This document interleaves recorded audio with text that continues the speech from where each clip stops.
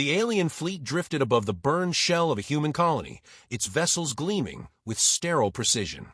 To Admiral Craith, the sight was neither novel nor satisfying. He leaned back in his command chair, mandibles twitching faintly, as his officers reported the efficient extermination of yet another settlement.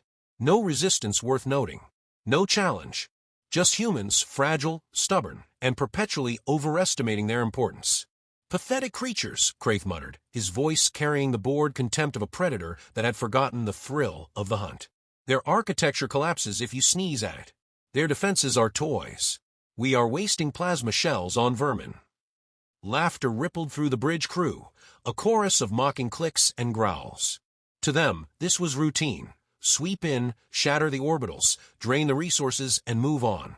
Yet somewhere deep in the station debris, a lone man had survived. Elias Vance crouched within a maintenance shaft, breath ragged, his ribs bruised from the collapse that had killed everyone else in his section. He had expected death hours ago when the air thinned, but stubbornness had carried him through. Stubbornness, and the faint hum of alien machinery pressing into his bones. The aliens had left him alive by accident, or perhaps disdain. What threat could a single human engineer pose? Craith had even joked when his crew suggested purging the last organic signatures. Let one rot, he'd said, amused. Let him see what survival means without air, food, or hope. One man cannot matter. That arrogance kept Elias alive. He pressed his hands against the cold plating, fingertips tracing seams where human repair kits had once patched damage. The alien tech was different, sleek, efficient, but with gaps he could almost understand. His mind, always restless, began breaking it apart into diagrams, systems, weaknesses. He should have been grieving, terrified, furious. Instead, his thoughts moved like gears, calculating. Above him, Craith's fleet prepared its next strike. Scouts had identified a world near Earth, larger than the usual colonies, with thriving human life and defenses that seemed laughably outdated. The Admiral approved the raid without hesitation. Another victory to parade before the Council.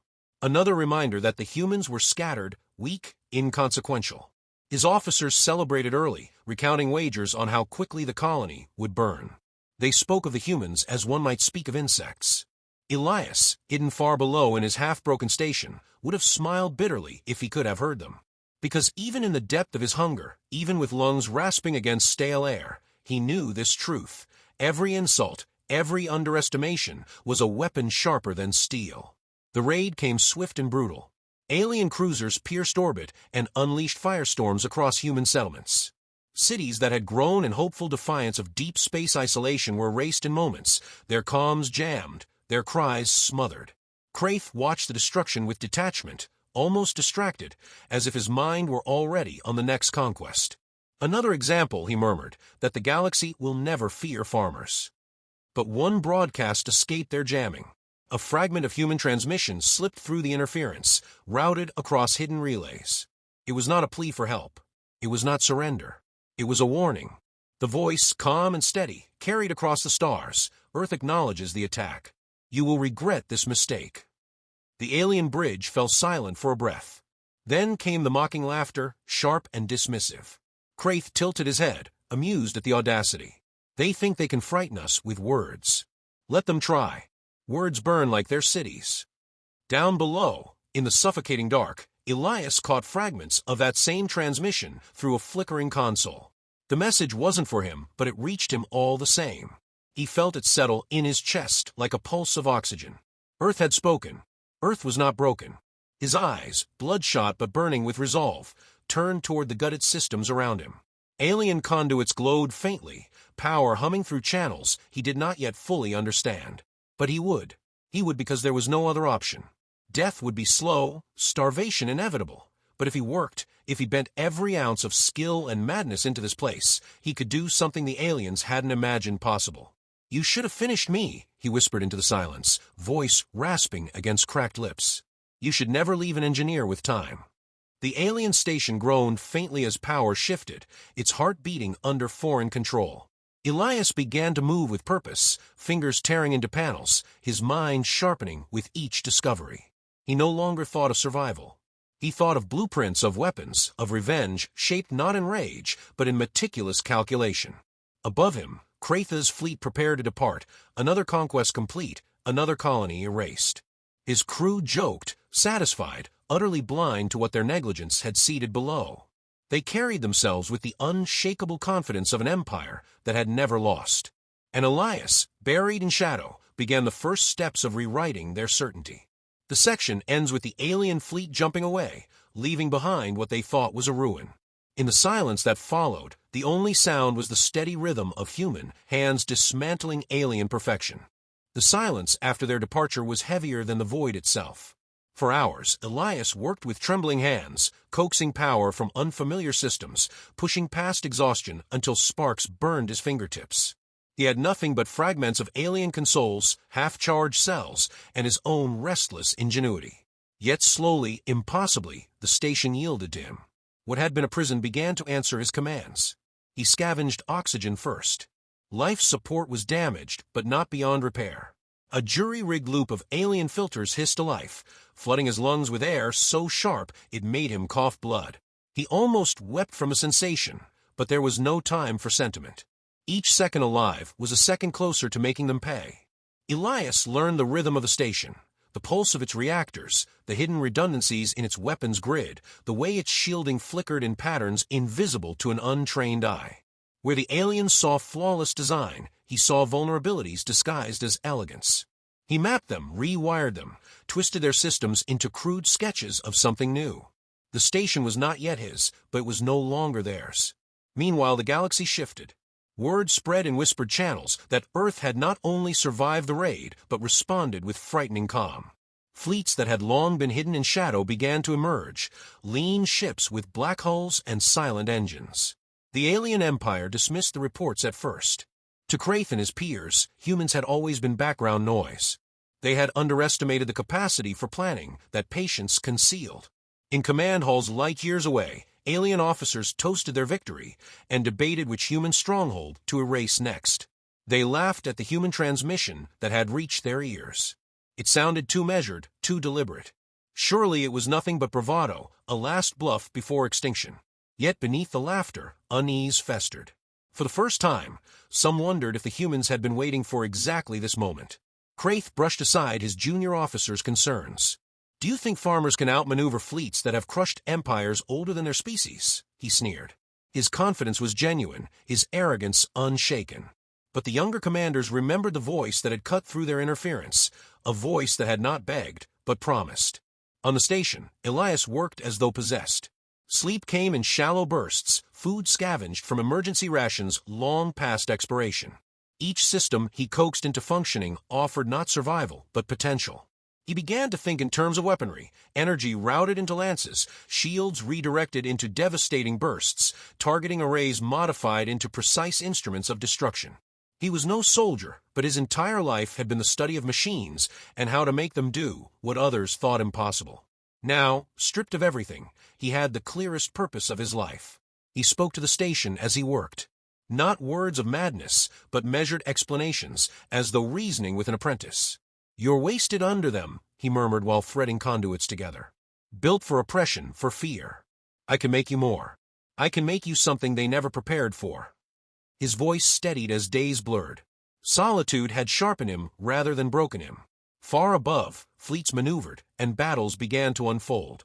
Human ships appeared in places thought impossible, slipping from hidden folds in space, striking supply lines, vanishing before pursuit. Alien admirals found themselves blind, their logistics unraveling. Reports contradicted one another, describing human vessels that should not exist, tactics that defied precedent. What had been considered a fractured species was suddenly coordinated with precision. Kraith received these reports with scorn. "Coincidences," he declared. "Desperation. A dying creature thrashes hardest." Yet his officers hesitated when he spoke. The losses were real, the efficiency undeniable. Humans were not supposed to fight like this. For Elias, the confirmation came in intercepted transmissions. Though fragmented, they told him enough. Earth was moving, striking back. He was not alone in his defiance. His station might become more than an escape. It could be a blade to plunge into the Empire's heart. He smiled for the first time since the raid, a small and terrible expression. The work demanded sacrifice. He stripped life support to fuel weapons tests, gambling minutes of breathable air for data. He nearly killed himself splicing alien plasma conduits into human-compatible control rigs, the heat searing his skin through gloves. Pain became irrelevant. Hunger dulled into background noise. What kept him alive was not comfort but purpose, the certainty that he was building something that would matter.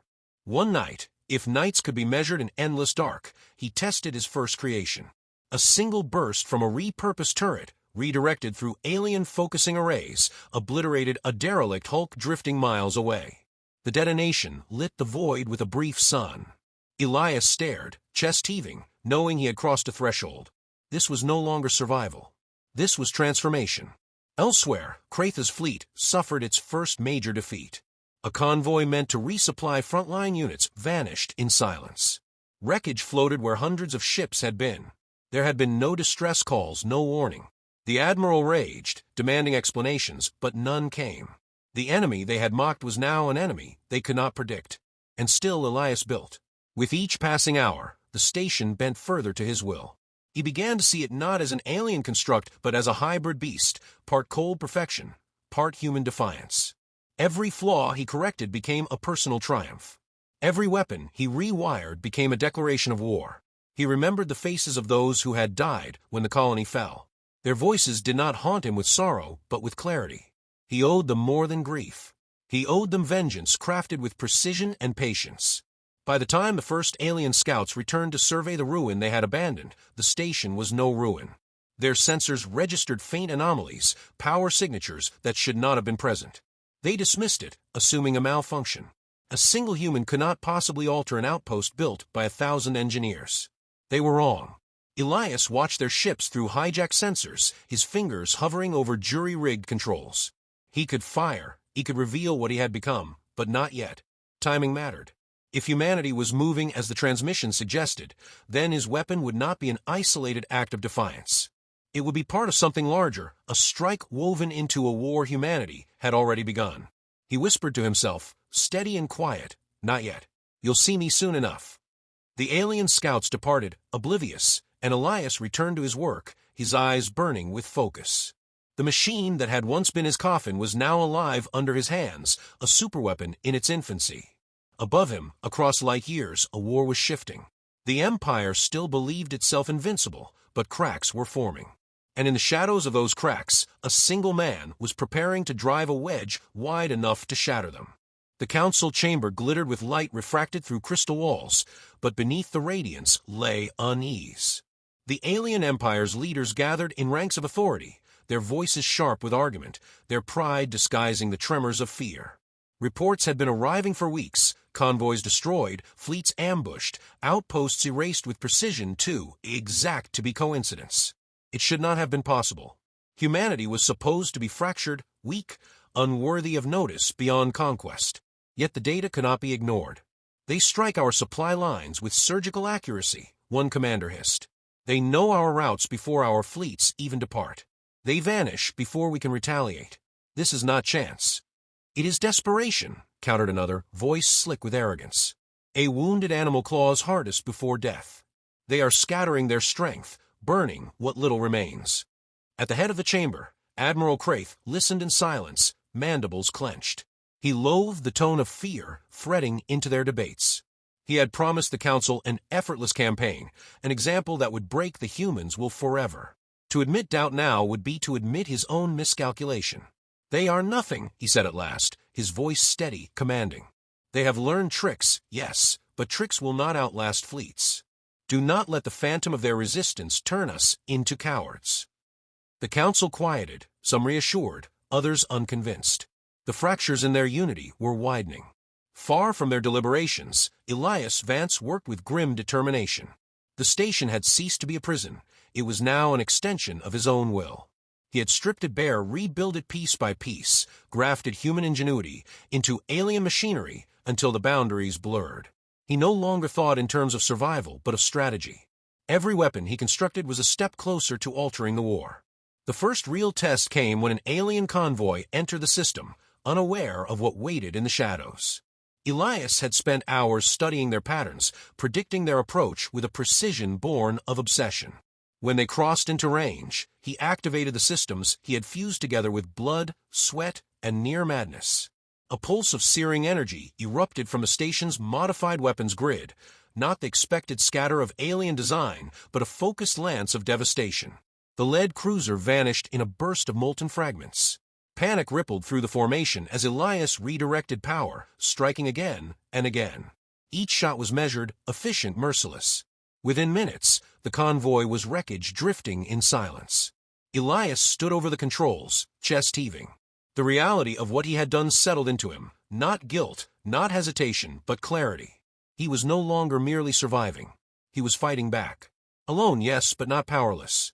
The survivors who fled carried stories back to their fleet. They spoke of a phantom station that had awakened in the ruins, a weapon that should not exist. Some whispered of a ghost, a human who had turned alien steel against its masters. The tale spread like a shadow through the Empire's ranks, unsettling those who had once laughed at the idea of human resistance. Kraith dismissed the reports with cold contempt. Superstition. One outpost, perhaps sabotage before our arrival. Nothing more. Yet even as he spoke, he felt the edges of doubt pressing in. If a single human could do what the rumors claimed, what might thousands accomplish? The Empire pressed on with its campaigns, but the rhythm of victory was broken. Their fleets grew cautious, their confidence chipped away. And all the while, human forces escalated. Wormholes opened without warning, disgorging squadrons into the heart of alien territory. Automated fleets of drones struck simultaneously across dozens of systems. Guerrilla tactics, once beneath consideration, became the blade that gutted the Empire's vast logistics. Within the silence of his commandeered station, Elias intercepted fragments of these battles. He watched recordings of human ships moving with uncanny precision, striking and vanishing like predators. Pride stirred in his chest, pride not in himself, but in the truth revealed. Humanity had not been scattered prey. They had been waiting. Yet pride carried weight. Elias felt the burden of his role growing heavier with each day. He was a man who had been left to die, nothing more, yet now he was an axis on which the war could turn. The solitude that had once been fuel now gnawed at him, whispering doubts in the dark. He silenced them with work, with the rhythm of creation, with the fire of vengeance that would not let him rest. For Kraith, silence came in a different form. He sat alone in his quarters, reviewing fragments of human history captured from intercepted data streams. His officers had thought it irrelevant, a curiosity. But Kraith could not turn away. He watched battles from centuries past, endless trenches filled with mud and blood, skies split by nuclear fire, cities razed by bombs dropped with clinical efficiency. He watched humans die by the millions, only to rise again, to fight again, to endure. His mandibles tightened as realization crept upon him. The humans were not merely persistent. They were forged by conflict, defined by it. Their wars had been endless crucibles, teaching them to adapt, to strike with efficiency, to survive the unthinkable. They were always this, he murmured to himself, voice low. And we mistook restraint for weakness. The thought hollowed him. For the first time, Kraith understood fear, not as a distant possibility, but as an immediate truth. He could see the shape of what was coming, and he knew it would not end as the Council believed. Meanwhile, Elias prepared for his greatest strike. The station was nearly complete, every system bent toward a singular purpose, to unleash devastation on a scale that would echo across the Empire. He did not imagine glory. He did not imagine recognition. He imagined only the faces of the dead, and the promise that their deaths would not be wasted. As he aligned the final conduits, the hum of the station filled the silence like a heartbeat. He stood at the threshold of becoming not a man abandoned, but force reborn. The Empire had overlooked him, dismissed him, mocked his insignificance. They would learn what that mistake cost. Above, fleets maneuvered, councils bickered, admirals doubted. Below, one human readied a weapon that could shift the balance of an entire. The Empire's war machine collapsed not with a roar, but with the disjointed silence of broken rhythm. Fleets that once carved through the stars with unchallenged dominance now scattered, hunted by an enemy they could no longer predict. Convoys disappeared without warning.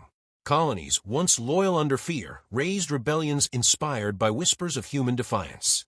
What had been a campaign of conquest was unraveling into chaos. At the center of it, Elias Vance guided his weapon through the void. The station, once a derelict shell, now pulsed with power, so immense it seemed alive. Its walls bore the scars of his work, mismatched plating, conduits torn open and rewired, alien design bent until it bent no further. To anyone else it would look like ruin. To Elias, it was perfection born of necessity. He moved through its corridors as if it were an extension of himself, every hum and flicker of light answering his touch. The first true test of his creation came when Kraith's flagship entered the sector. The admiral had been driven into desperation, forced to take the field himself. Reports of human ambushes, drone swarms, and wormhole assaults had eroded the Empire's confidence, and the Council demanded proof of strength. He intended to deliver it by crushing the phantom station that haunted his fleets. Elias watched their arrival with calm focus. The sensors showed a formation larger than anything he had yet faced, warships in disciplined lines, shields flaring, weapons primed. Against such force, even his rebuilt weapon was fragile. But Elias did not think in terms of odds anymore. He thought in terms of pressure points, of breaking rhythm, of striking where arrogance left them blind. The first salvo lit the void, plasma bolts cutting through the dark. Shields rippled under the impact, but Elias redirected power, bleeding systems dry to reinforce defenses. The station shuddered yet held.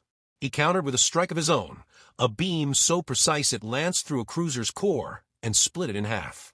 The enemy faltered, their perfect formation cracking as shock rippled through them. On the flagship's bridge, Kraith gripped the arms of his chair, mandibles tight. "One man," he growled, voice bitter with disbelief. "One man does this." Yet even as he said it, he understood it was not one man alone. Elias was the embodiment of something greater, the human refusal to die quietly. The battle became a storm. Alien weapons pounded relentlessly, but every strike Elias turned into opportunity, rerouting energy, converting damage into counterattack. His station moved with an agility no alien design had imagined, every adjustment born from human improvisation. Where they had engineered perfection, he had created unpredictability, and unpredictability broke them. But it came at a cost. Systems overheated, conduits burst, fire raged through decks. Elias fought not only the enemy but the machine itself, forcing it beyond limits until it screamed in protest. His hands bled from torn metal, his lungs burned from smoke, but he did not relent. Each breath carried him further, each choice carved into him like a scar. He was no longer fighting for survival, but for an ending worthy of those who had died before him. Kraith's fleet dwindled, ships erupting one after another under the station's relentless fury. Panic spread through their ranks. Discipline shattered, and the unthinkable took form. The empires might retreating before a single man's defiance. On the flagship, silence replaced arrogance. Officers who once mocked humans now looked to their admiral with fear in their eyes. Kraith felt it too. For the first time in his long career, he saw defeat not as theory, but as inevitability. He could not deny the truth revealed before him. Humanity had been patient, restrained, waiting for the moment they were pushed too far. And when pushed, they did not break, they became something unstoppable. Desperation drove him to open a channel. The voice that had once dismissed humanity now carried the weight of fear. "Human," he said, his image flickering across Elias's console, "you cannot win. You are one man. This weapon will not save your kind from what follows." Elias, half broken, smoke curling around him, lifted his head. His eyes were hollow with exhaustion, yet sharp with resolve. His voice was steady, quiet, cutting through the chaos like a blade. "I was one man. That was your mistake. You thought one wasn't enough." He cut the transmission and unleashed everything the station had left. Energy surged through gutted conduits, weapons screamed, and the flagship staggered under the onslaught. Kraith's final cry was drowned in the soundless explosion as the Empire's pride disintegrated into burning fragments. Silence followed. Silence vast, heavy, absolute. The battlefield floated with wreckage, the stars scarred by fire. Elias collapsed against the console, chest heaving, his body broken, but his spirit unyielding. Around him, the station groaned like a wounded beast, but still lived. It had done what it was remade to do. Across the galaxy, the fall of Kraith's fleet rippled like shockwaves. Colonies rose, fleets surrendered, the Empire's illusion of invincibility shattered beyond repair. Humanity did not celebrate. Their transmissions carried no triumph, no gloating. Only a calm declaration echoed through every channel: the war is over. Surrender and live. The enemy obeyed, not out of diplomacy, but out of fear. They had glimpsed what humanity truly was when provoked, and they understood now what it meant when humans warned of consequences. Elias drifted in the silence of his station, surrounded by ruin and stars. He felt no victory, only the weight of survival and the quiet ache of those who had not lived to see it. Yet he knew this truth: he had denied their erasure. One man, left to die, had reminded the galaxy what it meant to be human. When Earth's fleet finally reached him, they did not find a hero waiting for recognition. They found a scarred survivor, slumped among machines twisted into weapons, his eyes reflecting both exhaustion and a terrible certainty. He had given everything he had, not for glory, but because he could not do otherwise. As medics lifted him from the wreckage, the stars beyond flickered with a new reality. The galaxy would no longer look at humanity as weak, fractured, or naive. They would see the truth Elias had carved into them with steel and fire. Patience was not weakness, restraint was not ignorance, and mercy should never be mistaken for inability. In the quiet aftermath, as Elias was carried away, he whispered a thought meant for no one, yet carried into history all the same.